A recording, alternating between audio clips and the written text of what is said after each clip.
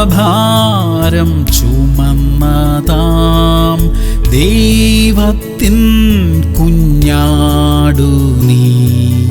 സകല നാവും പാടുന്നു ദൈവം പരിശുദ്ധൻ.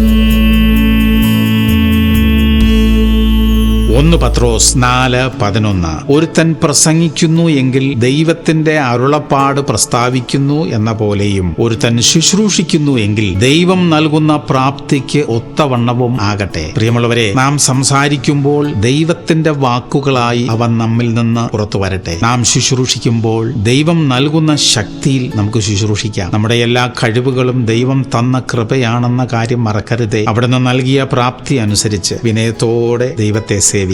അങ്ങനെ ജീവിക്കുമ്പോൾ നമ്മുടെ എല്ലാ പ്രവൃത്തികൾ മുഖാന്തരവും ദൈവം മഹത്വപ്പെടും. പ്രാർത്ഥിക്കാം. സ്വർഗീയ പിതാവേ, താഴ്മയോടും വിനയത്തോടും ശുശ്രൂഷിക്കുവാൻ ഞങ്ങൾക്ക് കൃപ തരണമേ. ഞങ്ങളുടേതായി ഒന്നും തന്നെ ഞങ്ങളിലില്ല കർത്താവേ. അങ്ങ് തന്ന കൃപ മാത്രമേ ഉള്ളൂ. അതുകൊണ്ട് കർത്താവിന്റെ കൃപയിൽ ആശ്രയിച്ച് അവിടുത്തെ നാമത്തിൽ ശുശ്രൂഷിപ്പാൻ ഞങ്ങളെ ബലപ്പെടുത്തണമേ. യേശു ക്രിസ്തുവിന്റെ നാമത്തിൽ തന്നെ. ആമേൻ, ആമേൻ, ആമേൻ.